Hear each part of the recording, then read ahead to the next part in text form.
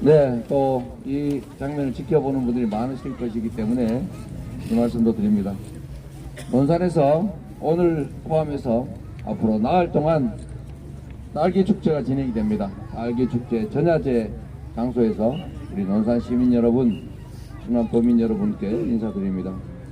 또 이 장면을 보시는 많은 분들께서 논산 딸기 축제에 많이 참석해서 즐거움도 누리시고 또 지역 경제에도 많은 도움 주시기를 부탁드립니다. 요즘 가정에서는 과일 구경하기가 하늘의 별 따기 같다 이렇게 얘기들 하십니다. 제가 어릴 때 정말 먹고 살기 어려울 때 냉장고에 과일을 넣어놓고 먹고 싶을 때 꺼내 먹는 게 꿈이었는데 요즘이 바로 그런 시대로 되돌아가지 않나 싶을 만큼 과일 가격이 비쌉니다.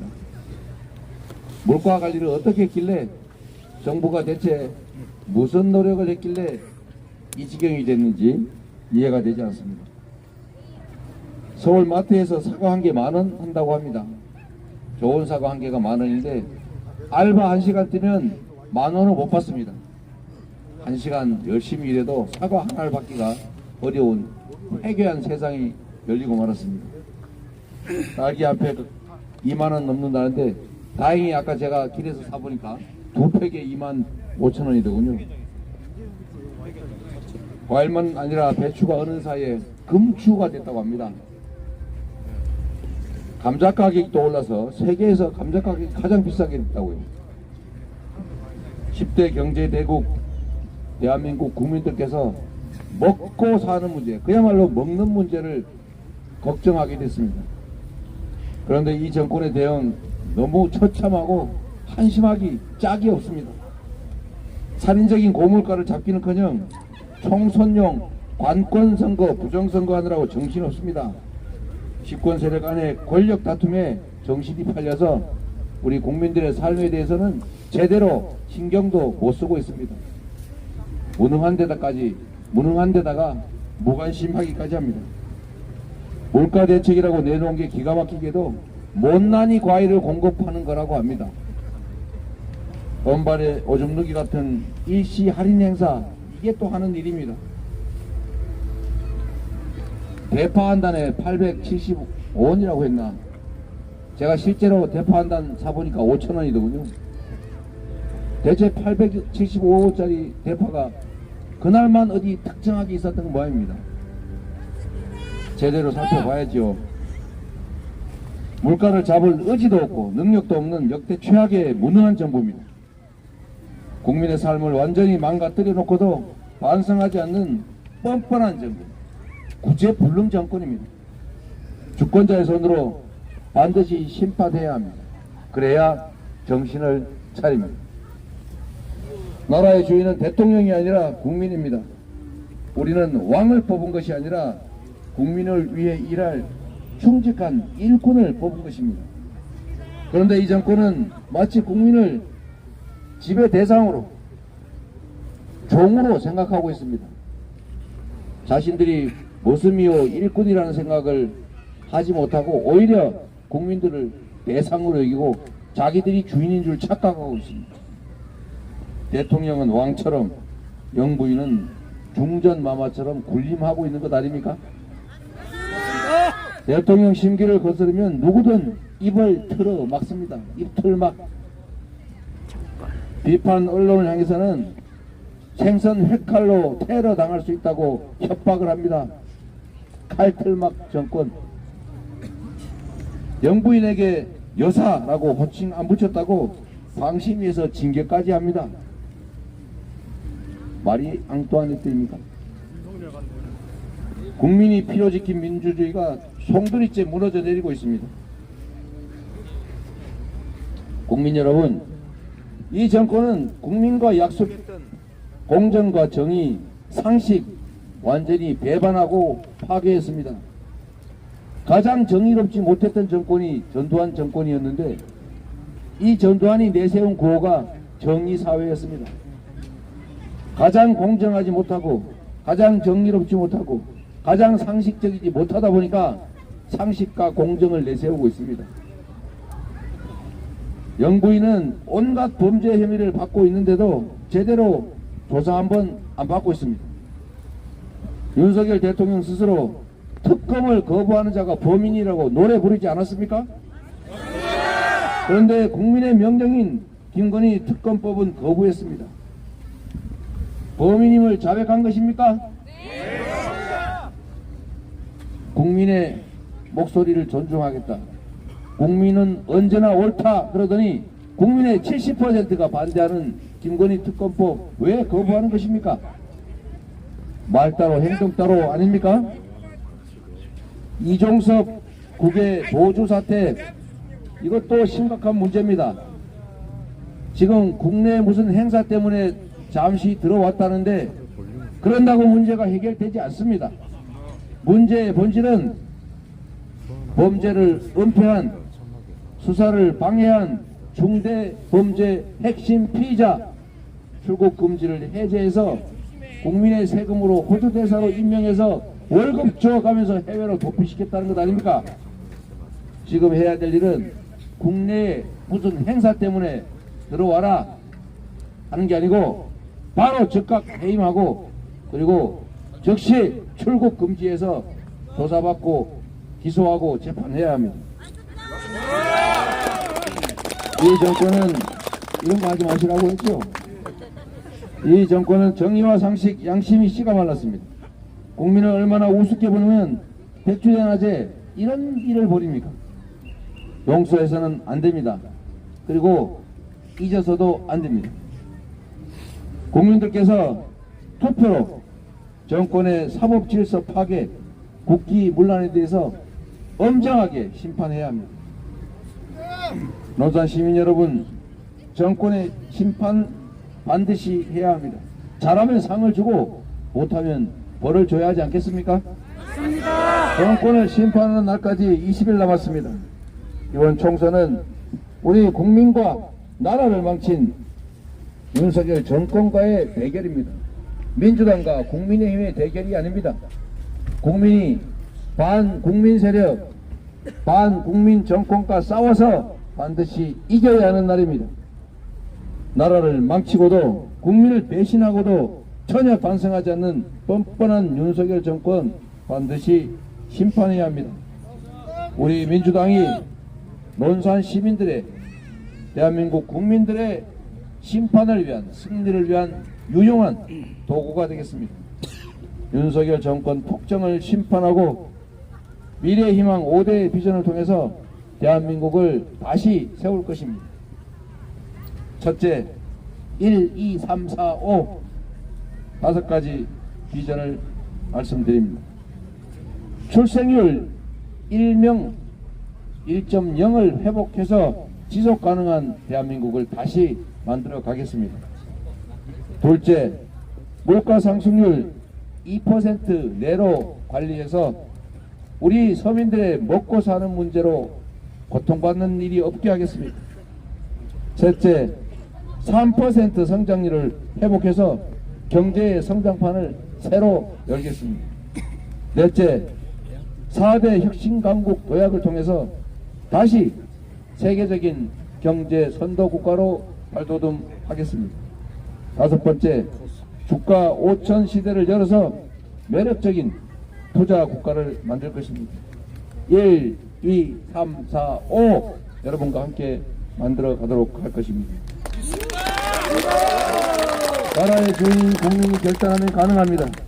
우리 민주당이 국민 여러분과 함께 오늘의 이 불안과 절망을 내일의 희망으로, 기대로 만들어 가겠습니다. 국민 여러분, 그리고 충남 도민 여러분, 원산 시민 여러분, 무능하고 무도하고 무책임한 윤석열 정권 반드시 심판해 주시기 바랍니다. 고맙습니다. 네, 아까 말씀드린 것처럼 이거는 제가 여러분들 상대로 무슨 연설을 하거나 이런 게 아니라서 오해가 생길 수 있기 때문에 기자회견이라 잠깐 자중해 주시기를 다시 한번 부탁드립니다. 네, 우리 언론 여러분, 뭐 시간도 많이 늦었으니까 간단하게 몇 가지 질문을 해주시면 답하도록 하겠습니다. 네, 너무 이제 출고 시간이 다 돼가지고 질문도 별로 없을 것 같아요.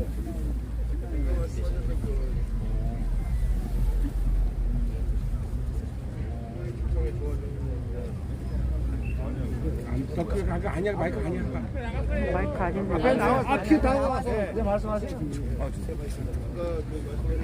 크게. 아까 말씀하셨던 그 주거 5천 시대를 열기 위한 어떤 방안 구체적으로 좀 말씀해 주세요. 네. 대한민국은 지정학적 리스크 또 정치적인 불안 이런 문제 때문에 사실 주가 지수가 매우 할인되어 있습니다. 소위 코리아 디스카운트가 주 원인입니다.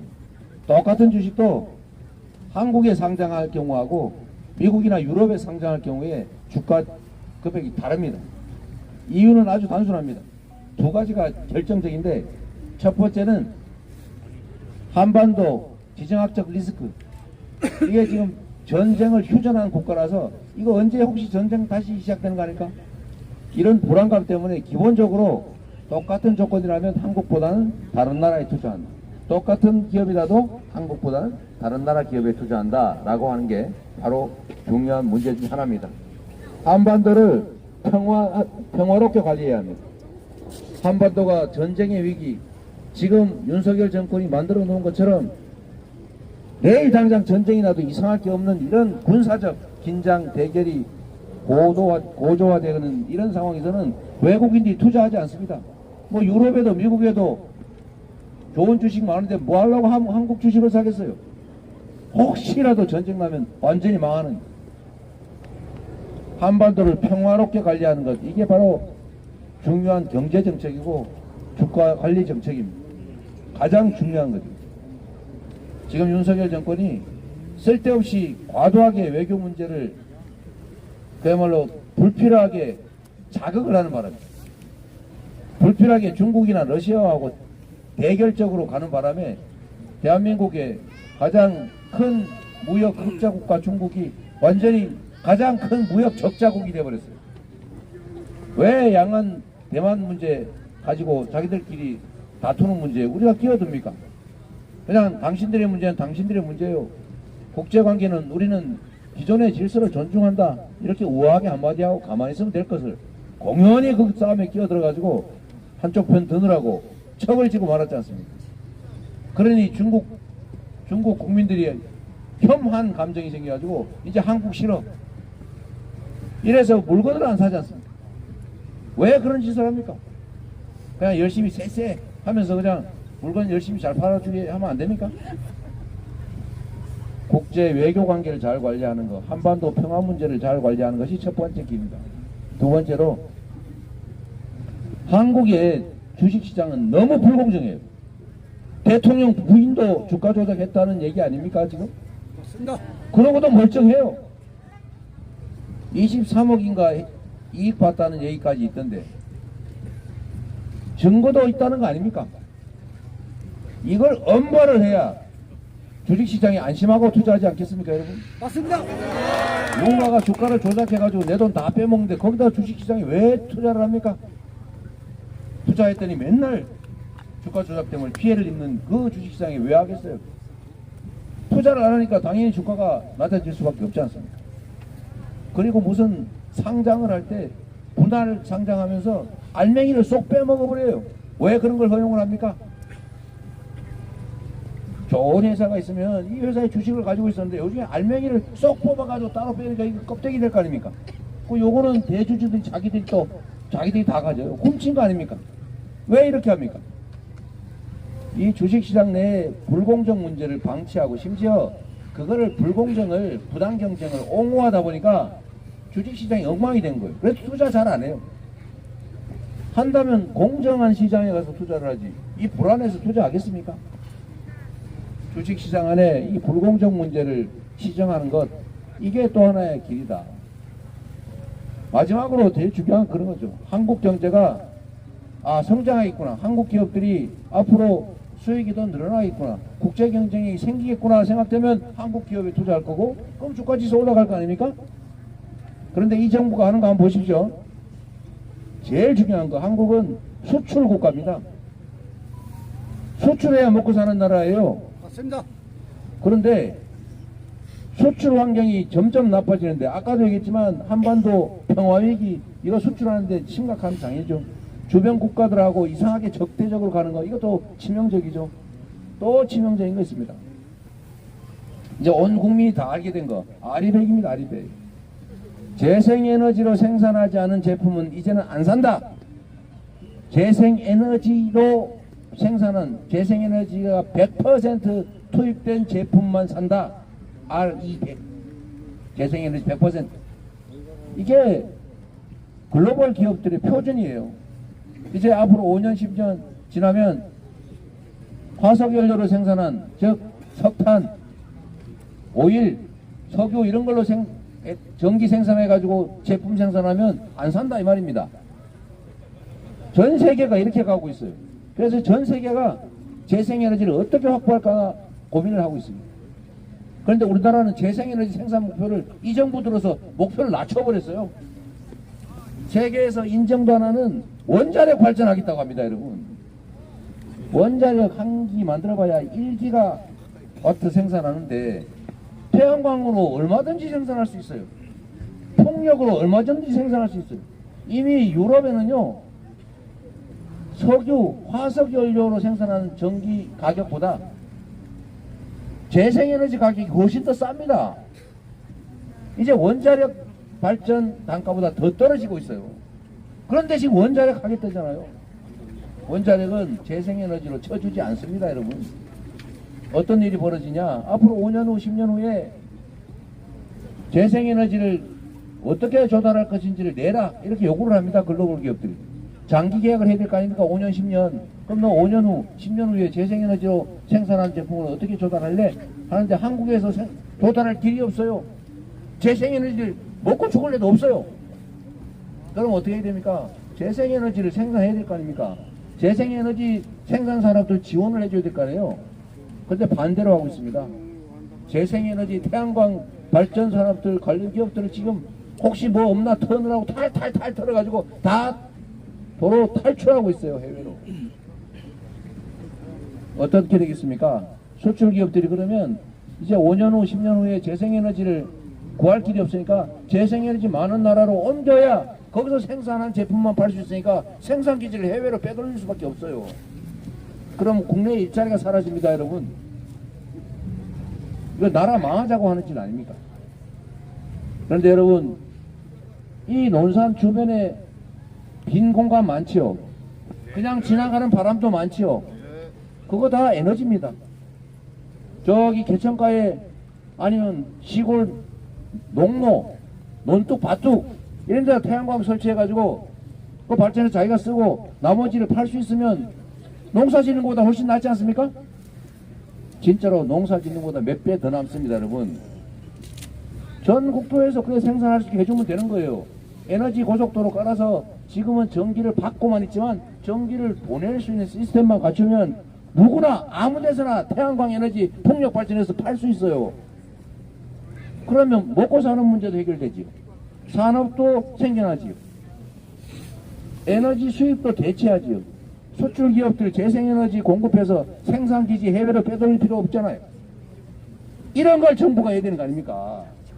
승자입니다. 그런데 지금 미래 산업의 핵심은 에너지 전환입니다. 에너지 전환에 온 세계가 집중 투자를 하고 있는데 석유가 제일 많이 있다고 하는 미국조차도 태양광 발전, 재생에너지에 대대적인 투자를 하고 있는데 한국만 반대로 가고 있어요. 이 나라 기업들한테 투자할 겁니까, 여러분? 이 나라 기업 주식에 투자하겠어요? 아니요. 그래서 주가가 안 올라가는 겁니다, 여러분. 이 엉터리 멍청한 경제정책 때문에 기업도 망하고 경제도 망하고 여러분의 삶도 망가지고 있어요.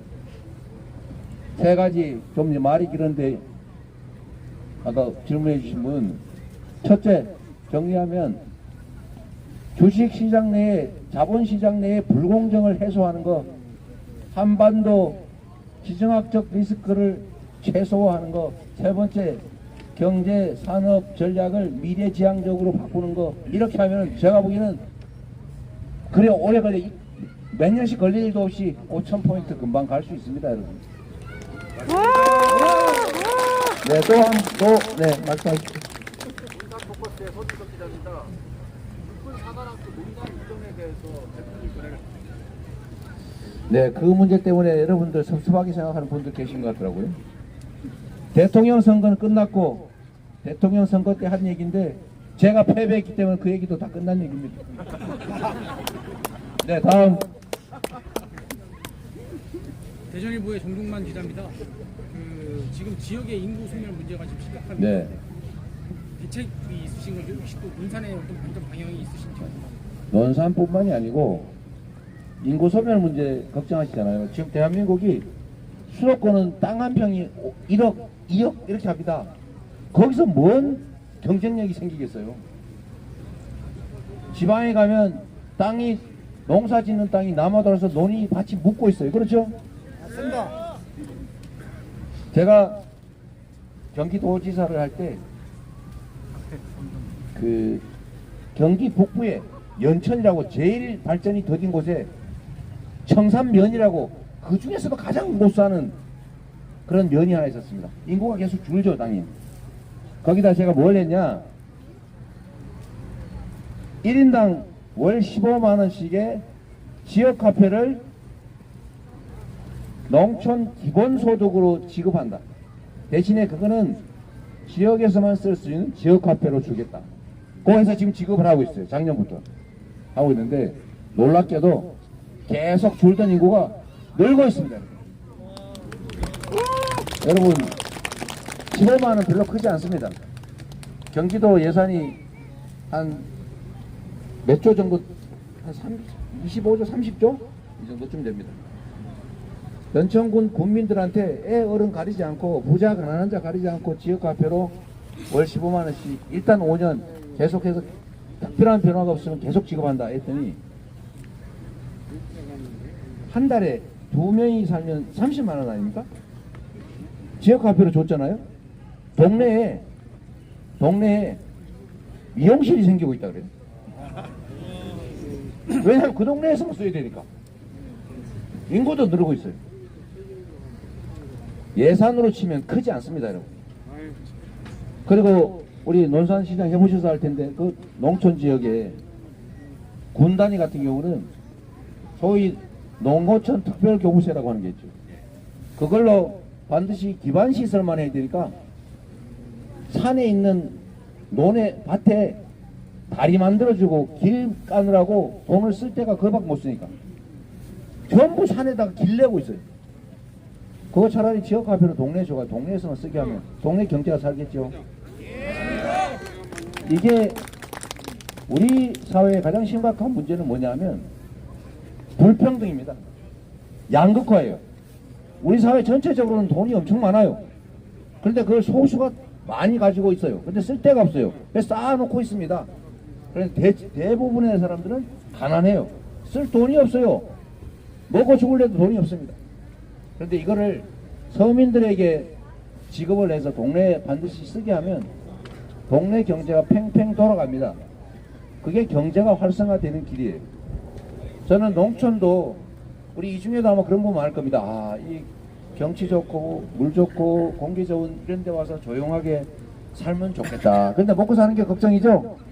근데 기초연금도 있고 개인들의 자산도 조금 있고 1인당 월 15만원 정도에서 20만원 정도를 지급해서 두 부부 또는 아이들 데리고 넷이서 산다.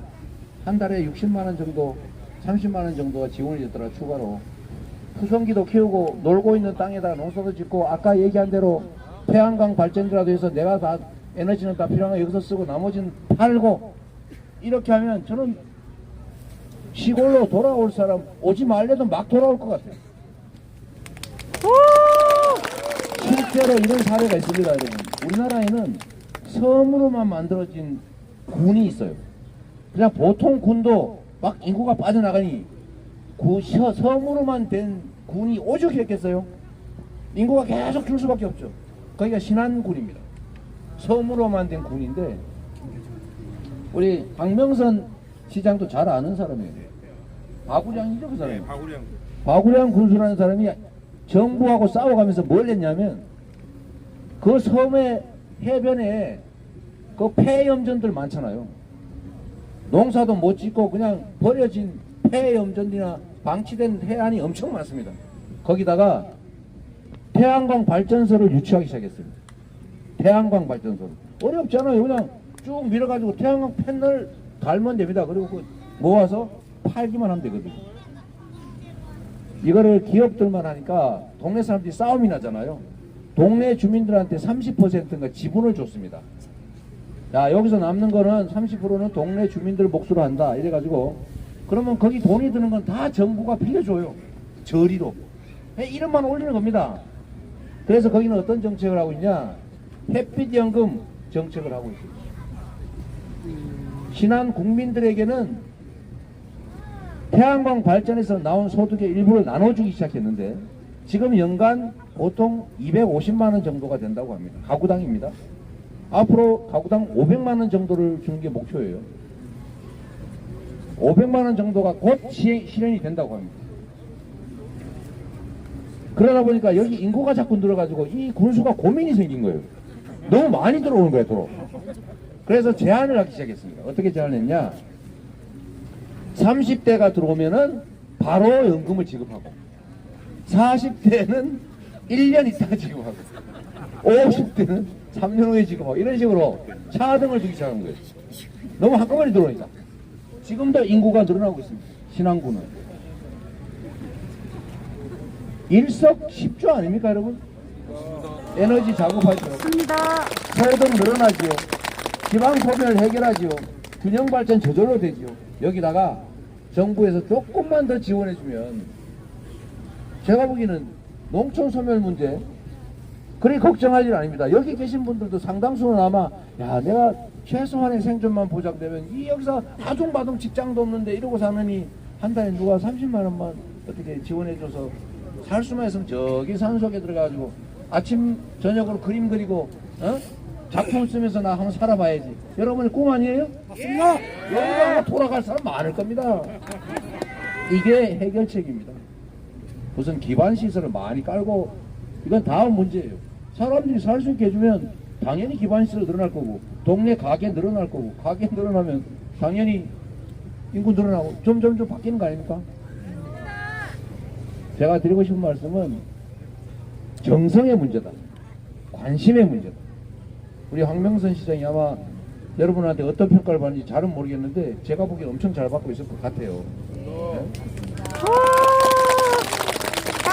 저도 시장, 도지사 뭘 잘했다고 사람들이 인정해주고 있지 않습니까? 제가 뭐 엄청난 특별한 기술이 있겠어요? 그렇지 않아요. 딱 이겁니다. 100만 시장의 1시간은 100만 시간의 가치가 있다. 1300만 경기도지사의 1시간의 가치는 1300만 시간의 가치가 있다. 대통령의 1시간은 5300만 시간의 가치가 있다. 이렇게 생각하면 어떻게 함부로 시간을 낭비하겠습니까? 맞습니다. 소멸 문제도 저는 이런 방식으로 얼마든지 해결할 길이 있다고 생각합니다. 한 분만 하고 이제 마저할게요. 네, 여기까지만 하고. 최근에 그 방통위와 방심위가 가짜뉴스 척결이라는 그런 대의로 사실상의 그 언론 통제를 저지르고 있는데 다음 국회에서 그에 따른 그 해결 방안 혹시 마련하실 계획이 있으시면 그거에 네. 대해서 듣고 싶습니다. 소위 언론 탄압을 하고 있는 문제인데 지금 이 정권이 얼마나 극악하냐면 기존에 있는 법 제도 안에서도 법에 어긋나는 시행령, 법에 어긋나는 조치들을 엄청나게 많이 하고 있습니다. 지금 그런데 이걸 막기 위해서 또는 범법 행위를 한 것에 대해서 검찰, 경찰이 수사를 안 하니까 특검법이라도 만들어서 수사하자 그랬더니 다 거부하고 있어요. 이 완전히 법이고 자시고 없는 완전히 무법자들입니다. 이 방송통신위원회 문제나 또는 언론 탄압 문제도 지금 이 상태로 계속 가게 되면 참 암담합니다. 그런데 만약에 지금은 우리가 과반수를 차지하고 있으니까 법 자체를 아예 바꾸는, 제도를 바꾸는 건 열심히 막고 있어요. 그런데 만약에 이번 총선 결과로 그들이 일당이 된다든지 그들이 과반수를 차지한다든지 그래서 이 법을 마음대로 뜯어고치고 폐지하고 만들 수 있는 상황이 됐다라고 하면 지금 걱정도 아닐 겁니다. 맞습니다. 그래서 여러분 당연히 과반수를 우리가 확보를 해야, 민주당이 해야 계약을 막을 수 있어요. 제도의 계약, 시스템의 파괴를 막을 수 있어요. 지금은 제도 자체는 못 바꾸지만 그런데도 이렇게 2년 만에 나라를 이상하게 만들어놨는 거예요. 제도까지 바꿀 수 있으면 정말로 위험하다는 생각을 저희는 가지고 있어서 일단 과반수를 저지하는 게 1차 목표고, 가능하면 민주당이 독자적으로 과반수를 하는 것이 저희들의 최대 목표입니다. 네, 이상으로 기자회견을 마치고 좀 자유롭게 얘기할 시간을 잠시 갖도록 하겠습니다. 자, 여러분, 이제 조용하기도 하니까 제가 크게 고함을 안 쳐도 될 것 같아요. 선거운동은 마이크를 사용해서 할 수 있는 게 선거운동 기간뿐이기 때문에 문제가 될 수 있어서 마이크 없이 제가 말씀을 좀 드리려고 합니다. 지금까지 말씀드린 거에 연장선이긴 한데, 이번 4월 10일 총선은 무슨 날이라고요? 심판의 날! 심판해야 되는 날입니다. 이 나라 대통령, 저 집권 세력은 자신들이 왕인 줄 알고 있어요. 아니, 왕이 되려고 합니다. 지금 법 필요 없습니다. 국민 여론 필요 없습니다. 자기들은 뭐든지 해도 되고, 정적은 정상적인 일도 하면 안 되고, 없는 죄도 뒤집어 씌워서 죽여야 직성이 풀리는 집단이에요. 국민들이 어떻게 사는지 관심 없습니다. 어떻게 파한단이 875원 한다고 할 수가 있습니까? 875원 하면 이거 가격이 이상한데, 이래 생각해야 정상 아닙니까? 맞습니다. 저는 875원 그러길래, 아니 애호박 한 개도 몇천 원씩 하는데 파한단이 1000원을 안 해? 파한단이 1000원을 넘은 거는 정말 한 20년은 됐을 거예요. 무관심한 것입니다, 여러분. 지난 4년 동안 국회, 지난 2년 동안 대통령, 나라를 제대로 만들었습니까?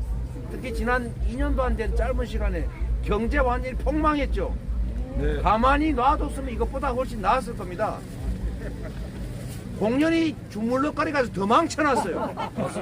맞습니다. 외교 차라리 가만히 있고 차라리 놀러 놨다는지 왜 찝쩍거립니까? 무식해져 그렇습니다. 왜 거짓말 만들어요? 사나운 이웃이 있으면, 사나운 이웃하고 싸우면 우리 가족들만 피 보는 거 아닙니까? 살살 달래고, 물론 힘을 키워서 제압을 하는 위에, 야, 그러지 말고 잘 지내자, 그게 니한테도 좋아 라고 해야 되는 것 아닙니까? 평화가 경제라고 말씀드렸지 않습니까? 먹고 사는 문제에 우리 국민들의 삶에 조금이라도 관심이 있으면 그럴 수는 없는 겁니다. 전쟁을 해서 이겨야 된다고요? 전쟁을 하지 말아야 되는 것입니다. 그런데 한반도에 전쟁 위기를 불러오고 있습니다. 언제든지 이길 수 있게 하겠다면서 무력 과시만 하고 있습니다. 외교도 엉망, 민생도 엉망, 전 세계에 자랑하던 우리 민주주의 체제, 이제 독재화의 길로 가고 있다고 공식적으로 발표하지 않아요? 망신스러워서 살 수가 없대요. 특히 해외 교민들께서 속된 말로 쪽팔려서 살 수가 없답니다. 창피해서 얼굴을 못 들겠대요. 어떻게 2년 동안 이렇게 만들어놨어요? 그런데 만약에 그럼에도 불구하고 이번 4월 10일에 국민들이 이전보다 표를 더 많이 주더라, 그냥 현상 유지가 되더라 라고 하기만 해도 간이 배밖에 나와가지고, 이래도 되는구나, 이래도 뭐 표를 주는데 그러면 더 하겠지요. 네. 가만둬서 혹시라도 이번보다 표를 더 많이 받았다, 이렇게 하라는 뜻이구나, 나라가 어떻게 되겠습니까, 여러분? 폭망합니다. 지금도 이렇게 망치고 있는데, 만약에 한 번 더 인정을 해주면 아예 나라를 절단을 낼 겁니다. 맞습니다. 입법권까지 장악하면, 국회까지 장악하면 시스템 제도까지 통째로 망가뜨려서 다시는 대한민국이 돌아올 수 없는 길을 만들 겁니다, 여러분. 4월 10일에 확실하게 심판해야죠. 여러분이 이 나라 주인이라는 거 확실하게 보여주겠습니까? 그리고 여러분, 정치는 정치인들이 하는 것 같지요. 여의도에서 모여가지고 쑥덕쑥덕 해가면서 전애끼리 하는 게 정치같이 보이지 않습니까? 그러나 여러분, 다 헛것입니다. 진짜 정치는 여러분이 하시는 거예요. 이번에 보셨지 않습니까? 우리 민주당 국민과 당원의 뜻에 어긋나는 정치인은 살아남기 어렵습니다. 맞습니다. 국민이 주인인 나라인 것처럼 당도 국민이 당원이 주인인 당 아니겠습니까? 결국 정치는 국민이 하는 거예요. 우리 박명선 후보는 우리 국민들이 정치를 하는, 우리 국민이 심판하는 도구입니다. 맞습니다. 아주 훌륭한 도구입니다. 잘 벼려진 칼이니까 여러분이 잘 써주십시오.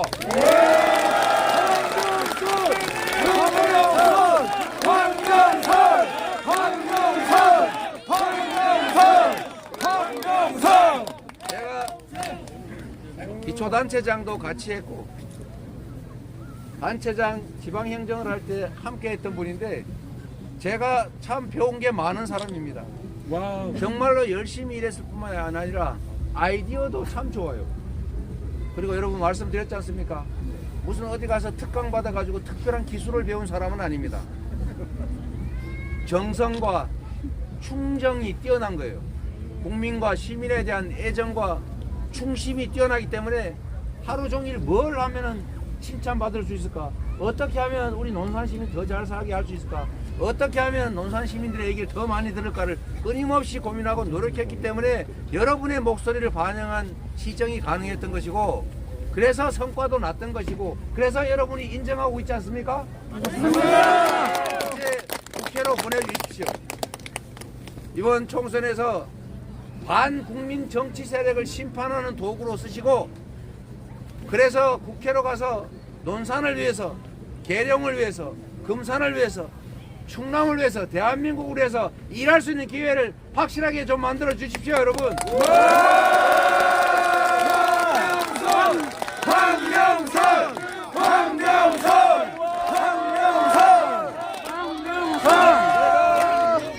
이재명.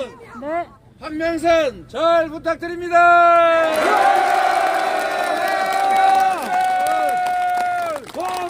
박명선 사랑합니다. 국회로. 여러분, 네. 우리 논산에 이재명 대표님이 오셨는데 기분 좋죠? 대한민국 선거에서 지표가 되는 중심이 바로 충청권이라고 합니다. 맞아요. 3월 10일부터 우리 민주당에 바람이 불었는데 우리 이재명 대표님이 오시고 나서 논산부터 충남부터 충청권이 확 바뀔 거라 생각하는데 맞습니까? 이번 선거는 앞서 말씀드린 것처럼 우리 국민을 배반한 국민의힘과 윤석열 정권과의 싸움입니다. 저 황병선이 우리 이재명 대표님과 함께 민주당이 국민의 승리의 도구가 되겠습니다. 감사합니다.